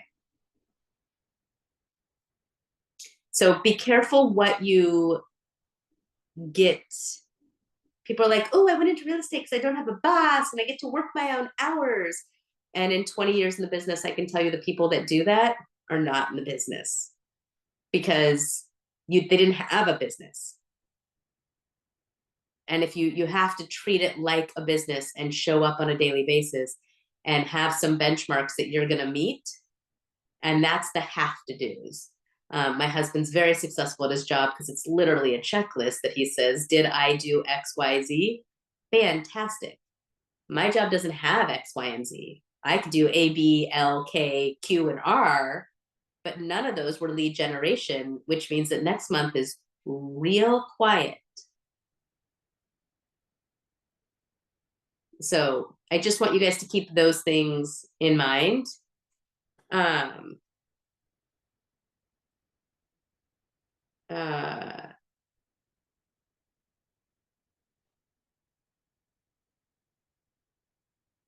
don't know who's texting me, but it's a very long message. Sorry. So yeah, so I want you to keep that in mind.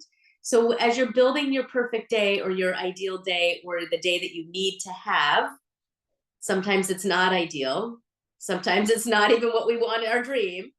What's the day you need to have? Where does your lead generation come in?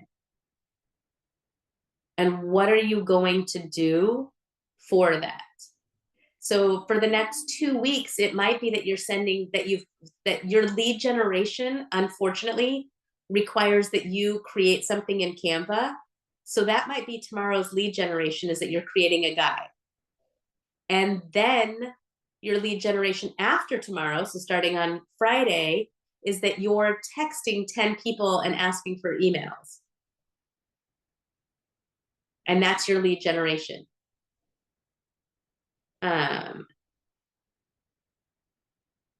And that's what you do. And your lead generation can change on a month-to-month basis. My lead generation in January is real heavy on what are your goals for 2025. I've got big goals too. Can you help me reach them? And how can I help you reach yours? Can I go on a tangent here for 1 second? Because I've been staring at myself for a long time.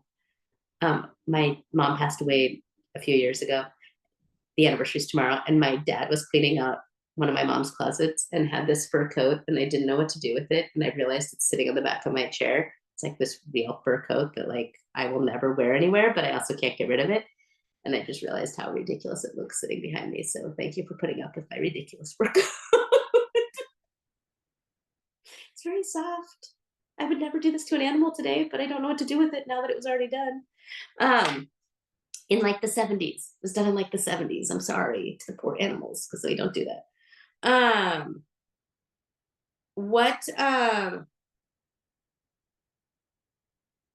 all I know. I'm sorry. So the question is, what do you do with your day? Where are you putting it? What are you going to commit to? I don't know if you guys do a word for the year. Last year, I seemed to fall off everything and did not do anything very well last year. So my word this year is commitment. What are you willing to commit to? And I ask it all day. My husband is now asking me of it. What do you commit to this weekend? What are you committing to? And I love it because it's like, what do you commit to? What are you going to say? We don't have a boss. And there are times in my 20 years that's been real bad. I just sometimes want to wake up and have someone tell me what to do. How many of you guys wake up in the morning and are like, what am I going to do today? Because that's the way a lot of real estate agents' business starts, is like, so I got the next 5 hours. What am I going to do? So what are you going to do? What is your plan? So you guys want to think about that. What are you going to do? How are you guys going to create your touch campaign? You want to have face-to-face in your touch campaign. So you want to actually see people. You want to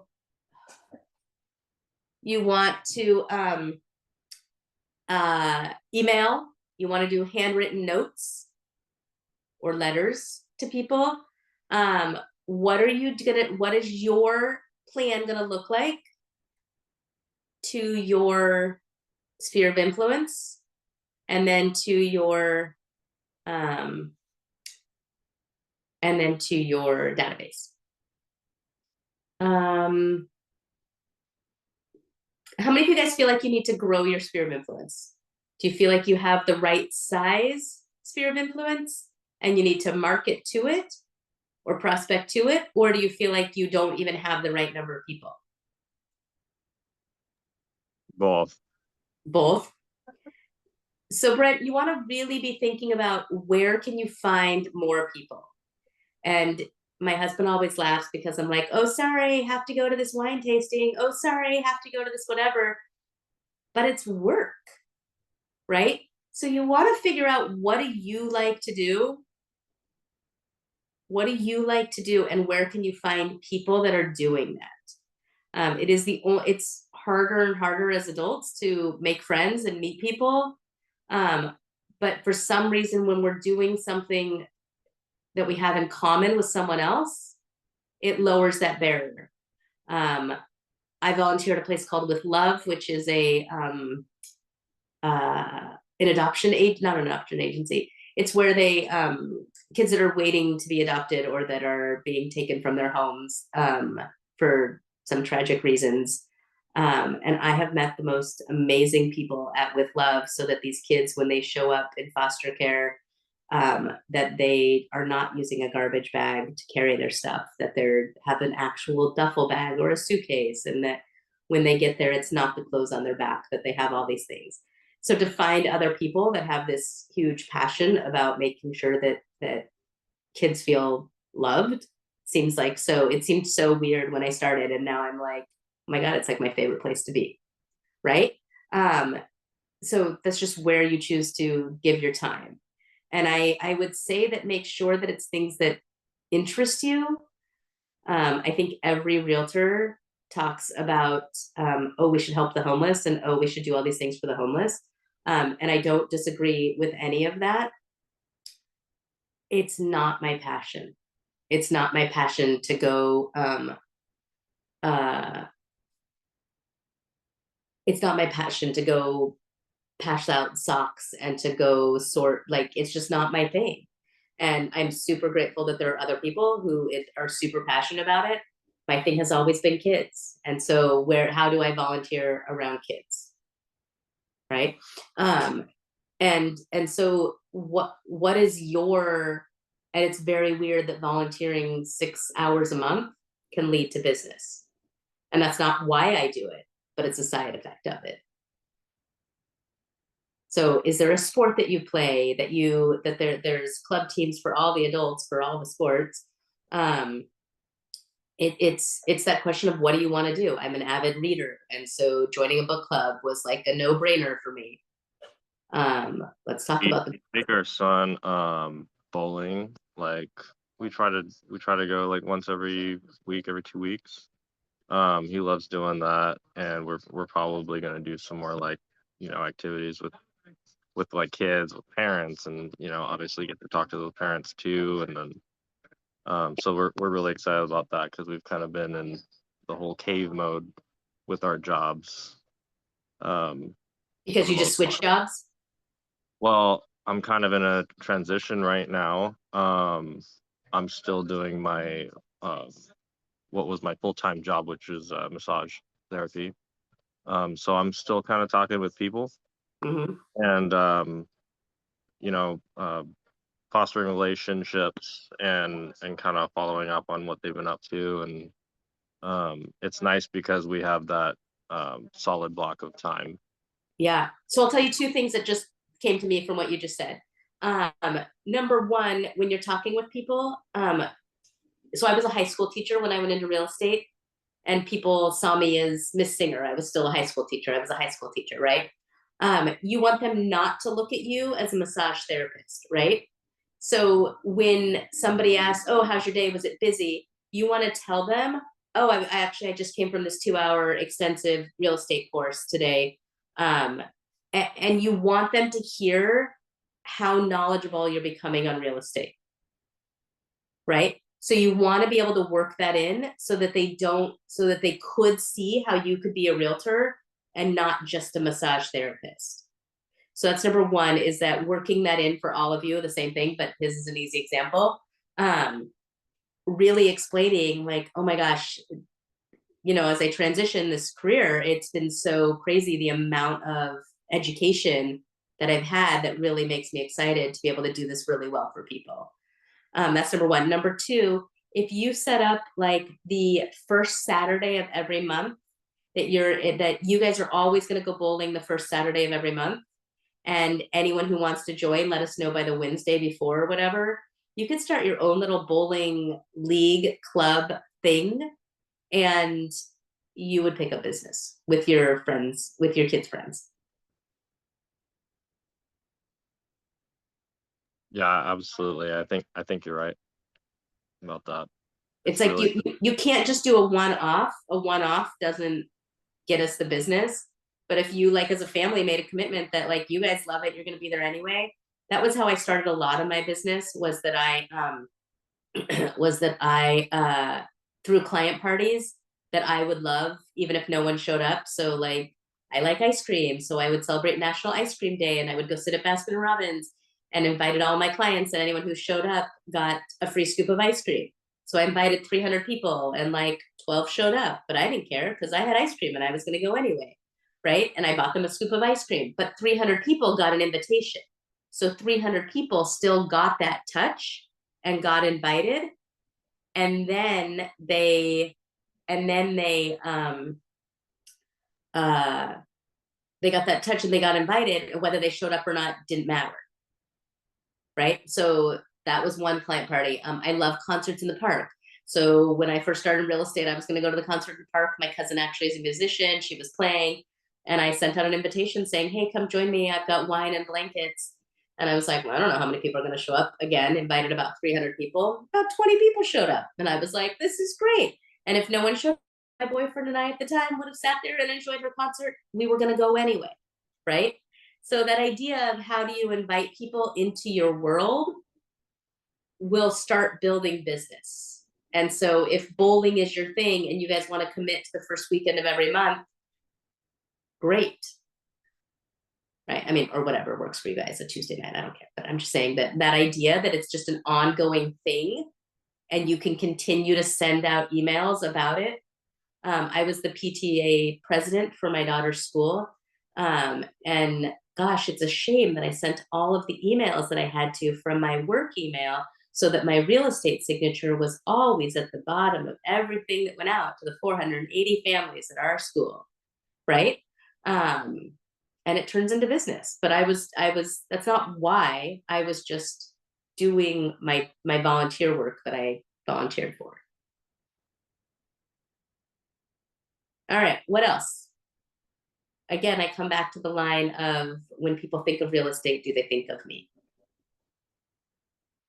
I've always believed in the concept of out of sight, out of mind, like I put in the messages. You know, if you're not in front of them, then they will forget about you. Yeah, for sure. For sure. What else? Anything else? I should check our notes, make sure that I at least covered what Mara wants me to cover.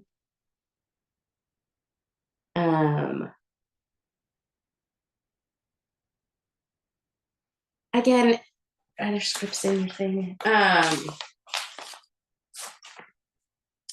So there's a lot, you guys will hear the dialogues and conversations that are, I'm building my business on people I know and the people they know. Do you know anyone from your family or friends, work, or your neighborhood who might be buying or selling or investing in real estate? I'd be pleased to be a resource for them. I would never say that. You might, and that's fine. It sounds great. I would never say that. Right? That's just not, that's not how I speak. And so to take those lines that you guys see and do not reinvent the wheel, but make them work for you.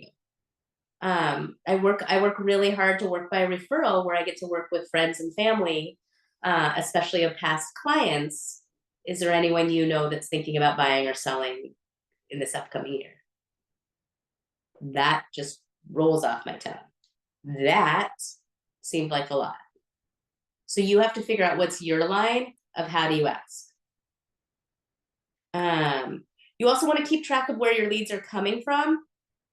You want to track your lead sources. I think you guys have a sheet on this.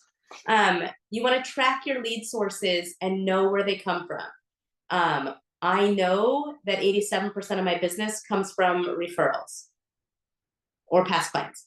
87% of my business, referrals and past clients. 13% of my business comes from sign calls, online leads, and all these other things. So where do I spend my time? On my 87%. Right? But until you track your leads of where they come from, the other thing that I think that it's important to track with your leads is how long did they take? So if you work, so we do buyer classes. I do them every single month. And with a first-time buyer class, we do online marketing for that. We pay for ads on Facebook and all the things. That if we do that, it is usually 18 months from when they came to their first class to when they buy. And then we have to send them newsletters and do all the things for the 18 months. They come to a class and then they hang out for 18 months and then they buy. That's fine. I need clients in 18 months, right? So I'm filling my pipeline for a year and a half from now. And that's fine, but you have to know that. And so if you know that an open house lead is going to take you 90 days to get into escrow, that's fine. You need business in 90 days, but you need to know that's how long it takes you, because what often happens in real estate, and I'll tell you why we're good at buyer classes, is because we don't abandon our people after the class. When they say, gosh, we're not quite ready, we're not quite approved yet, other people go, oh.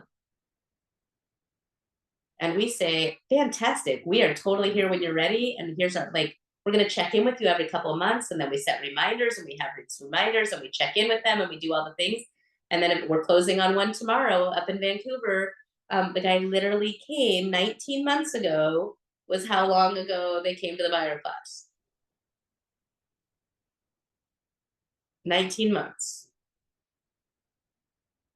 Sometimes we're lucky and they're ready before that.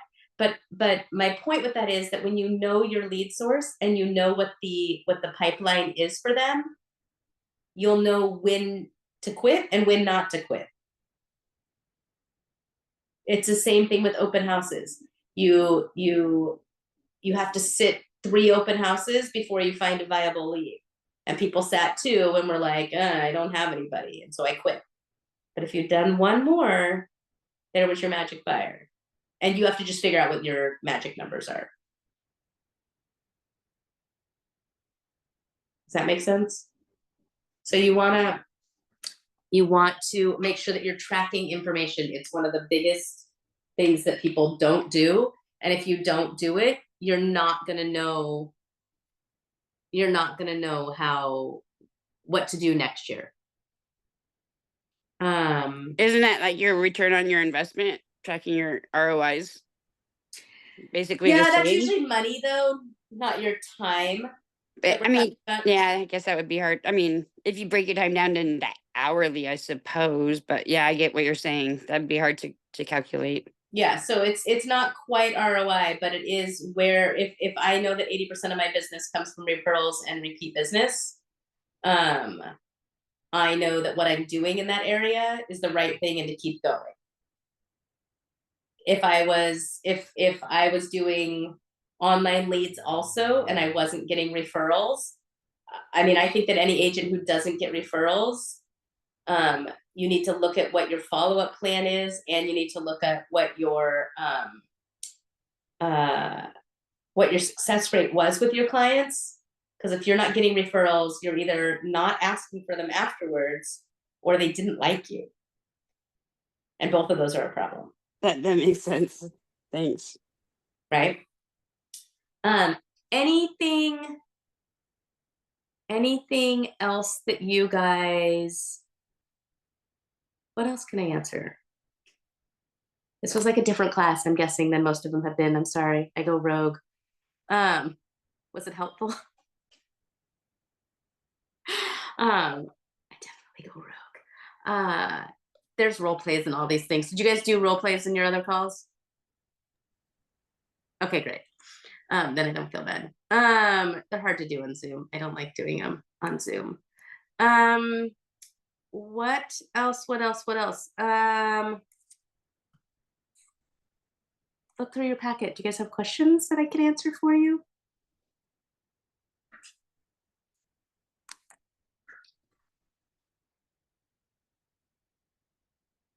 if someone asks what's the number one reason why someone would use a brand new agent for their first transaction, what would be the best way to answer that? So I would never lie ever in this business. It will come back to bite you. But I am definitely not somebody who volunteers that you'd be brand new. So I mean, if somebody knows that, then they know that. The beauty of being at Keller Williams, so my answer would be that the beauty of the office that I chose is that, number one, I have more time to focus on you than Jen Singer, who currently has 7 closings this month, who isn't going to have time to do what you want her to do. Don't use my name, but don't throw me under the bus like that. But the beauty is that I have more time than another agent. I also want to make sure, and will do everything I can to make sure that you're happy. Number one, I have the time. And number two, this is my career, and failure isn't an option for me. The other thing is that the beauty of joining the office that I joined, I have 200 agents who are literally ready to answer my call at any moment and make sure that you are taken care of. And that's why I made the choice to go where I went. Could you say that if you were at any company? Probably. But we're going to say that the reason you chose this one, that was bad. We're being recorded. I forgot we're being recorded. But that would be my answer. That there are people that are ready to help me to make sure that I am successful the whole time. Yeah. I think they'd feel very comfortable knowing there's a good team. Yeah, I mean that's what you've joined, right? That's why you like. I mean, at least for me, I've been with Keller Williams my entire career, and that's why I'm here, right? I mean, that's the whole thing.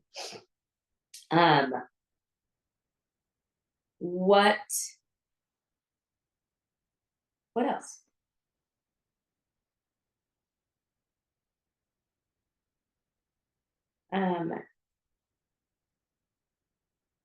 Anything else I can answer? Did you leave with what I said I was going to deliver? All right, if you guys don't have questions, you guys will be getting a survey from me in your email. If it is possible for you to fill that out, it is all part of, be honest, totally be honest. It is all part of what I need to finish my certification for Keller Williams. I would totally appreciate a few reviews, and it's really easy. It's a super easy QR code. And that's all I got. Thank you, Jen. Yeah. Thank you so much. Yeah, you guys are more than welcome. And if there's anything you guys need, definitely don't hesitate to reach out. It's a good company to be a part of for that exact reason. All right. Good luck. Go lead generate. Bye, guys.